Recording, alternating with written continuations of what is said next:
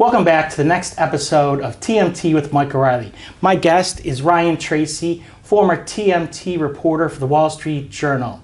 Today he's talking about his new report, Broadband Affordability, What Should Change? Lessons from the Affordable Connectivity Program that just came out. I've known Ryan for quite a while. I always found his work to be insightful, well-resourced, and consequential. I should say, in full disclosure, I have been someone who has supported ACP with necessary changes that would fix the structural problems in it and make it more saleable. So with that, let's talk a little bit about your report and how you got to it. Well, what's your background a little bit? Provide my audience a little background on yourself and and how you got to be writing this report. Sure. So, I've been a journalist my whole career. Always, well, not always, but I guess for the past 15 years or so in DC on various regulatory policy beats. So I covered financial services policy, I covered energy policy actually before that, and about 5 years ago I switched from covering financial services to TMT, as you said, tech policy as we called it in the Journal, with a little bit of telecom mixed in. And I got really interested in broadband programs and wrote a number of stories for the Journal about broadband policy. And so that was something that I've been interested in, and I actually was, believe it or not, laid off from the Journal in February of this year. And so, in that interim where I was looking for work, I had actually at the beginning of this year been preparing and doing a lot of reporting on the ACP and just thinking about, this is going to be a big issue, the program's about to expire, and I had all this stuff that I wanted to say. So I was able to find this fellowship at the Center for Technology Policy, which was previously at UNC, is now at NYU, to write this paper about the ACP. And I should just, full disclosure, my affiliation now is I work for an independent media outfit called Capital Account, and we focus on financial services. So I'm sort of back covering my old beat. But as I said on social media when the report came out, I can't quit broadband, I guess. So still talking about it. And do your partners, do they have any input on the content, or were they happy to let you run with it? It was input in the sense of, your typical editing, right? Like, hey, this point doesn't really make sense. Hey, you might want to think about this. You haven't sort of explained the logic behind this idea, that kind of stuff. But ultimately, it was up to me what it said and the conclusions. So take a step back and explain what is the Affordable Connectivity Program, or the ACP, and how to get to be. Yeah. So sorry, I skipped ahead to the acronym. So the Affordable Connectivity Program is basically a government assistance program that helped people get a discount on their internet bill. It was adopted during the COVID-19 pandemic, and there were sort of two versions of it. The first version was $50 per month. This was sort of deeper in the pandemic, kind of at the end of 2020 when it was enacted. And the program runs through internet providers. So you go to your internet provider. If you're eligible for the program, they help you sort of check that. You sign up. You get a $50 discount that the provider gives you off your bill, and then the provider gets reimbursement from the government for providing that service. In the 2021 infrastructure law, which was in November of 2021, the program was modified in a number of ways, including the benefit going from $50 to $30. The eligibility was expanded fairly substantially, and then the name was changed from the Emergency Broadband Benefit Program, which was originally, to the Affordable Connectivity Program. And that's the program that we had the last 4 years until it ran out of money this year, as you know. And so the program is basically dead at this point. There's still some efforts, and given that you're closer to the beat than I am, you may know how those efforts are doing to continue it. But the premise of the paper is really that this issue of broadband affordability is not going away, and that even though this particular program is dead, America's going to have some sort of program like this for various reasons, and we can talk about that if you want. But so that's kind of the context of the paper, is let's look at this program and think about what lessons there are to learn. Was it money, politics, policy that led to its expiration to get us where we are now, that there is no ACP? Well, honestly, I'd be curious what your answer to that question would be. My sense is that it's one of those issues where if you could put it to a vote, and you could get members of Congress on the record, it would probably pass.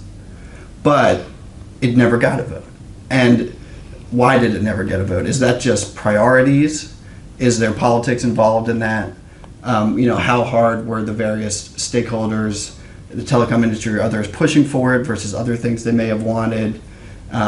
It's one of those Washington stories where it's hard to get Congress to do stuff, even when it's in theory something you would think that would have broad political support. But to be clear, there definitely is political opposition to this program, to the idea of a government handout in general, and specifically to the efficiency of this program and whether it worked well or didn't work well. Do you think, and you alluded to this earlier, that there's a role for Congress to fund the affordability side of the equation? They have considerable amount of money has gone into the broadband building side. Right. Do you think that there is a two-tier track for addressing the needs of Americans for broadband? Some people have tried to use the regulatory process and the subsidy process for the broadband build side to cover both, and that's been a past thing at the FCC. I think of rate of return, for instance, carriers who use the money to is it somewhat inefficient. I'd be interested in your take whether two tracks makes the most sense. Yeah, I do think it does. I wouldn't consider myself the expert opinion on that. I mean, this paper is more about, let's just assume it does make sense and then talk about within that, if you make that assumption, which I think is a fairly consensus position right now, what would the details look like? But, the digital divide, broadly understood by people much smarter than me, is that there are two parts of it. Sometimes people don't have high-speed internet because the network isn't available to them at their home. But other times it's because there is a network available and they can't afford it. And so there really are two aspects to this problem. And if you care about solving the digital divide, you have to think about both of those aspects. And, we do have and have had for a while government programs addressing both of those aspects, including the program that's still around, which is the Lifeline program. Which is designed also similar to ACP to help people with lower incomes afford internet, right? So walk us through the recommendations and findings in your paper. What did you conclude? So again, the paper started from the premise of this program may be dead, but this debate is not going away. And then also from another premise, which is my sense in terms of the public debate about this program was that there was a lot being said about why the program was great. And there was some, maybe not as much, but certainly some being said about why the program was bad. And there wasn't as much discussion about, well, what are the warts of this thing? Like, if you were going to change it and make it better, what would that look like? And people like you, other advocates and people in the telecom policy space, my understanding is those conversations were happening a lot, but they weren't happening in public. They were sort of behind closed doors, congressional working groups or what have you.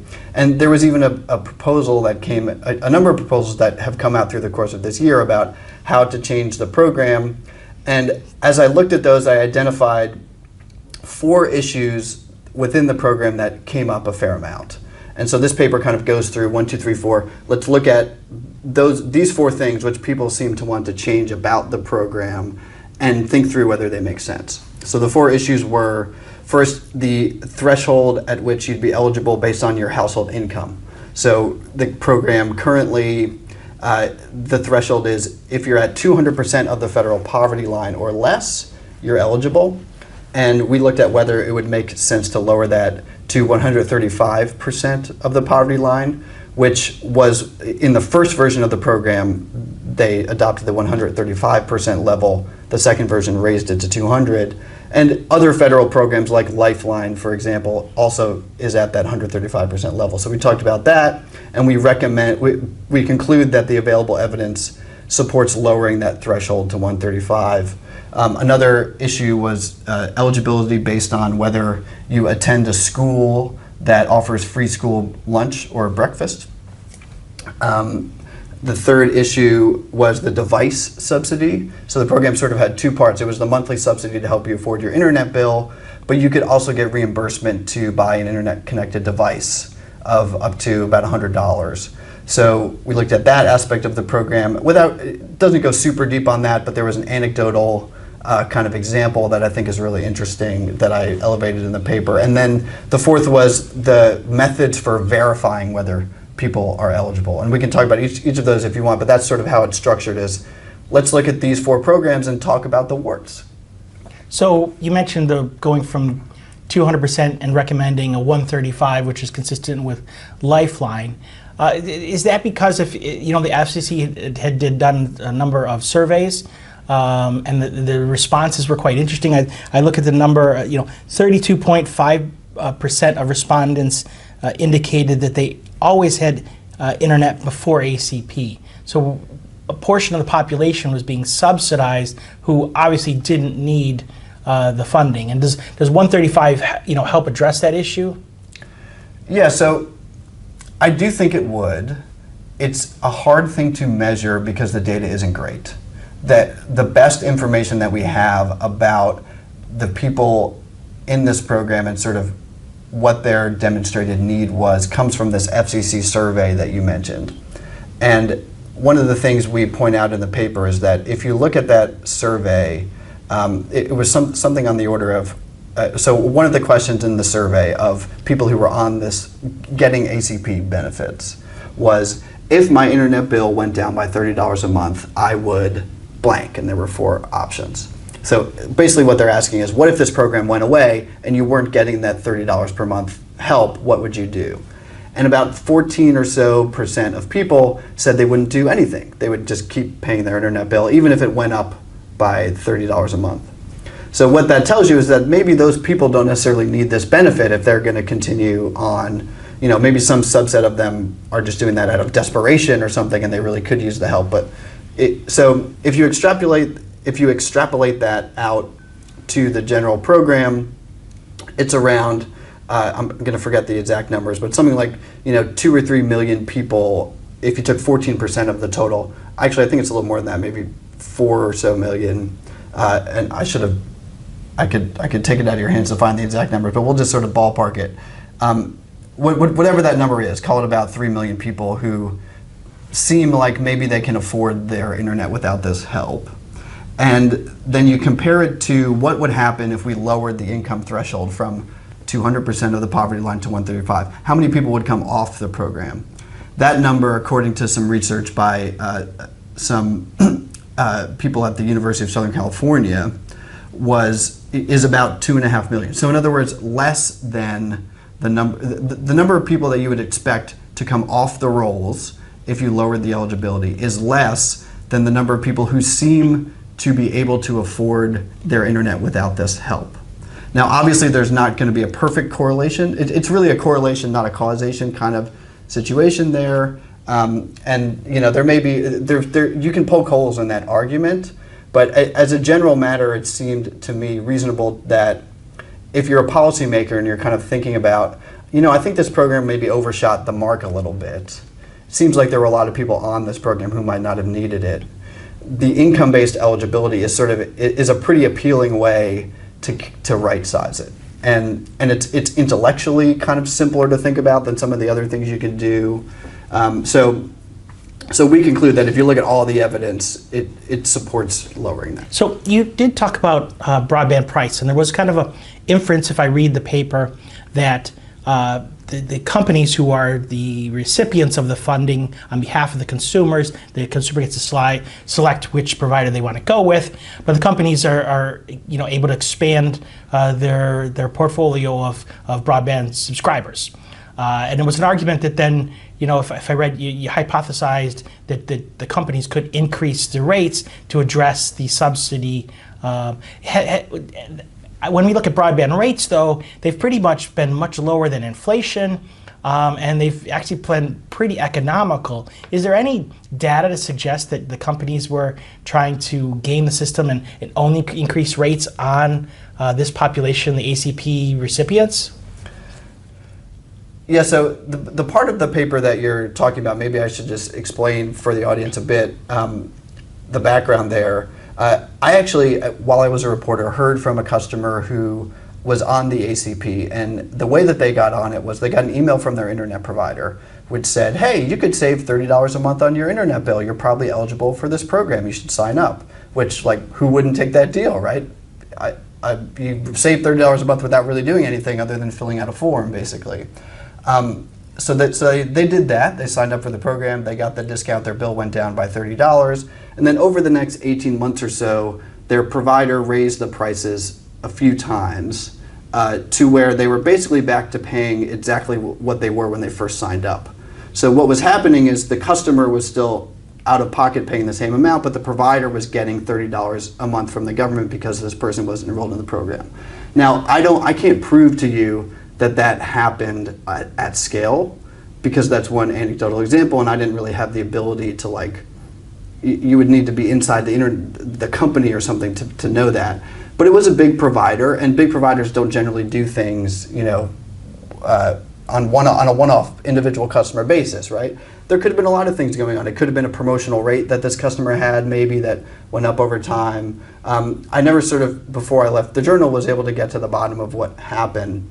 But to me, it just illustrated that there is a bit of moral hazard with this program that you have to keep in mind, where, if there is no regulation of the rate, and so providers could potentially play games like that where they enroll people and then raise their prices.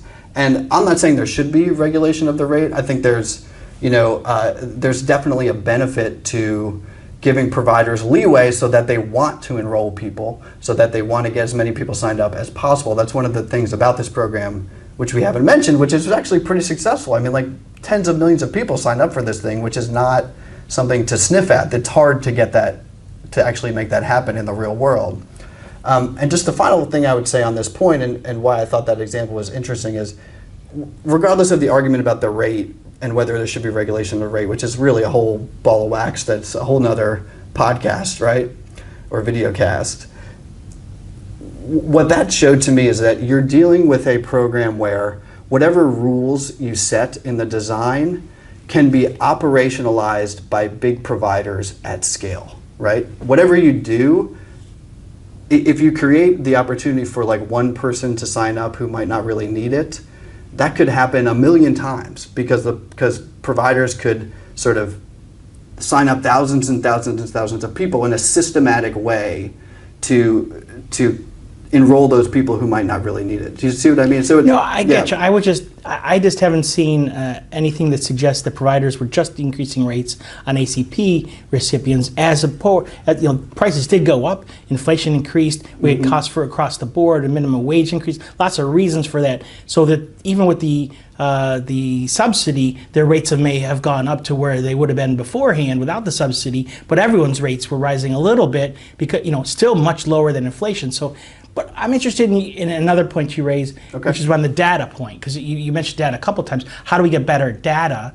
And you recommend that the FCC make data that's already collected available, anonymized, obviously. So we're not talking about individuals, but what should anyone be against that? Why isn't that data already available so everyone can take a look at it? Yeah, it's a great question. I think hopefully it's a question that this paper will prompt people to ask the FCC a little bit more. They did. I'm not exactly sure how many times that this data was reported, because the program, my understanding is the data began to be collected around the end of 2023, and then the program only lasted, 6 more months after that. So maybe once or twice this data was reported. We may not have a long time series, but the FCC did get from providers a lot of information about the types of plans that they were offering people, that people were signing up for, plans that were receiving this subsidy, the price, the speed, whether it was a promotional rate or not. Like, all this stuff is in a database somewhere at the FCC. And there are certainly privacy concerns around that. There may be trade secret concerns. I'm sure the industry would argue that too. And it would take some work, probably, to get the data in such a form where you address those concerns and make it public. You can't just put it all out there, which means someone's going to have to, analyze it and add it all up, and that's going to take time and effort. Sure, but that can be done, right? I would think so, and I think the point in the paper is that there is a public benefit to doing that. Like, that would be a really good thing that I think it would be hard to argue with, because again, this conversation is not going away. We already have another program like this, and we're going to have other ones like it. So take me through one of your other points in your examination on the free school lunch or reduced lunch aspect. It seems that the commission, when I read your paper, it really suggests that the commission took a perspective on the statute to be very aggressive, and in doing so, it expanded the scope of recipients, the disconnect from need. I can tell you in Arlington, for a long time in our schools districts, there were no charges for anybody to have lunch. It was all free for all students. And certainly we didn't need subsidized broadband services, but it could have been eligible. And I see, like, when you disconnect from need, you really expand the program, and it seems like if you read the statute that Congress was really trying to connect it to need. Did they miss something here, or were they really aggressive and that drove up costs and critique?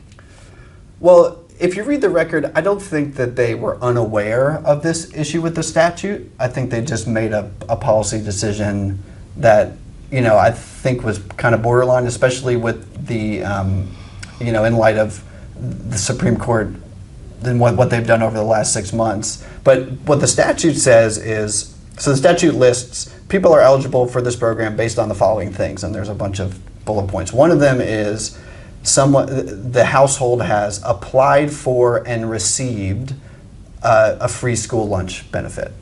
So it says applied for.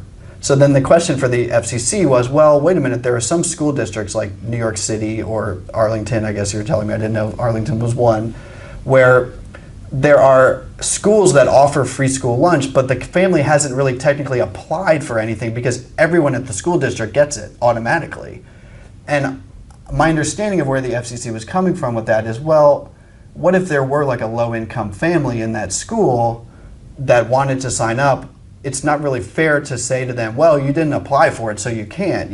Like that does seem a little unfair, because it's not their fault that had they applied for it, they would have gotten it, right? It's, in theory, we're talking about the low-income family here. The problem is that there's also in that same school district families with high incomes, and the FCC decided that if your school district is one of those districts where everyone gets free meals, then everyone in that school district is eligible for the ACP. And they sort of made this call, well, there might be some games played with that, but we think on balance, the risk of that is lower than the benefit of getting as many people to sign up as we can, because we think this program is great. So, and Congress wants us to get as many people to sign up as we can, which is true. So the FCC kind of made a policy call there. And the problem in retrospect is that there's evidence of some things that are a little hard to defend that happened as a result of this decision. So the first one early on was the FCC Inspector General issued this report that showed providers were hiring sales agents to go just get anyone they possibly could to sort of maybe meeting people as they're walking out of the grocery store or something, and saying, hey, like you can sign up for this program, getting their name and contact info, and not even really checking whether they were actually eligible for the ACP, but just saying their child goes to this school district.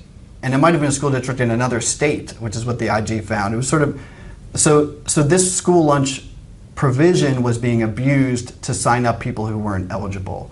So how much money went to the device side of the equation in terms of overall funding or percentage-wise? Do we know? I couldn't find that number if it exists.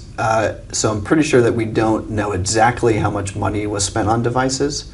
We do know, if I recall correctly, around 8 million devices were purchased with ACP benefits, but we don't know the price of each one and what that added up to. The range was between $10 and $100, where the customer had to pay at least $10 out of pocket, and then they could be reimbursed up to, I think, $100, although my memory of this should be sharper than it is. It's been a few weeks since the paper came out, but and so there is some haziness, not only about how much we spent on the devices, but also like how they were used. How were people finding these devices useful and staying on the program for months using them, or did they sign up, get a device bought for them, and then kind of fall off the program a month later, right? How useful was this to people? So talk a little bit, if I read your paper correctly, you highlight problems and recommendations for fixing some of those issues, but you also acknowledge that you don't deal with the totality of scope of the debate. There are issues that you maybe left on the cutting room floor, or that other people have brought forward that you don't address here. I think of the lifeline duplication, for instance, a number of different things that people have raised that you don't talk about here. Can this program move forward without addressing those other things, or why did you not address them here? Well, I mean, part of it is just I was writing a paper, not a book, right? You got to pick something to write about. What I was trying to do is say, let's look at issues that are already in the public debate. And so each of these issues that we've been discussing, if you look at the bills in Congress to give more money to the ACP, but also make modifications to the program, these things are in those bills, right? So the bills will say, well, we're going to narrow the school-based eligibility, or we're going to lower the income-based threshold, or we're going to get rid of the device subsidy and just pay for monthly benefits. So I was trying to focus on kind of what's in the public conversation. And also I was trying to again, my assessment was that these are the warts of this program are not something that really anyone has a lot of incentive to talk about. The proponents don't want to talk about them necessarily in detail, and the opponents kind of want to trash the whole program and throw it out without thinking, okay, well, let's keep it, but how do we make it a little better? And so I was trying to, I guess, spark that conversation a bit. But that doesn't, you do have to have a debate also about these broader philosophical questions about, like, what is the proper role of government when there's a poor person who can't afford their internet? Should the government be helping them? And that's a big philosophical debate that this paper doesn't necessarily have an answer on.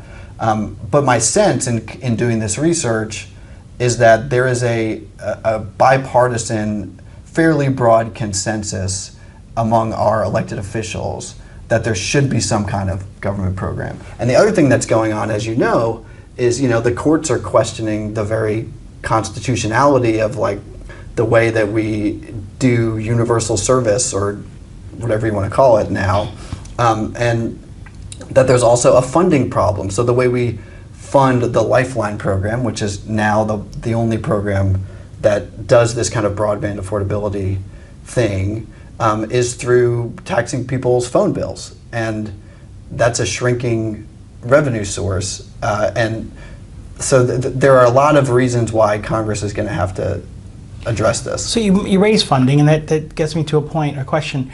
Funding for ACP is expired, or run out, and that was the main reason there's no, the program doesn't exist today. But I think there are a number of providers who are very concerned in the short-term funding, just a plus up for a small amount that would just let the program go for a new couple months, or a couple, maybe a full year, something like that. That it doesn't solve the problems, and therefore you're going to have the same cliff you get in whenever that money runs out. I mean, they wanted to address the fundamental aspects of the funding stream. Does that make a lot of sense from your perspective? Absolutely, yeah. I mean, I remember early this year when it became clear that the ACP was in trouble. The first bill that Congress introduced was led by Democrats. There were some Republicans on it too, and if I recall correctly, maybe it was only Democrats at that time. And basically what it would do is give another $6 or $7 billion to the program, and that's it.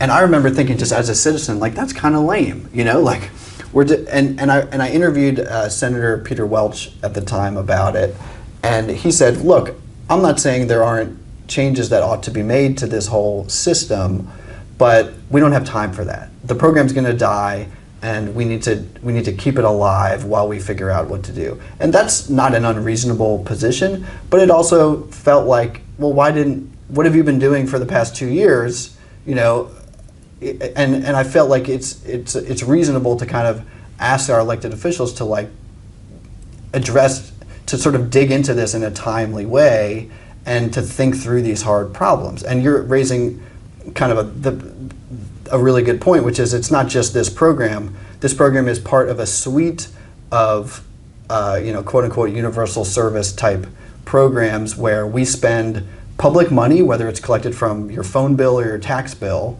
on building broadband or helping people afford broadband, or helping schools get broadband. And we need to sort of look at this holistically and say, how should we pay for this?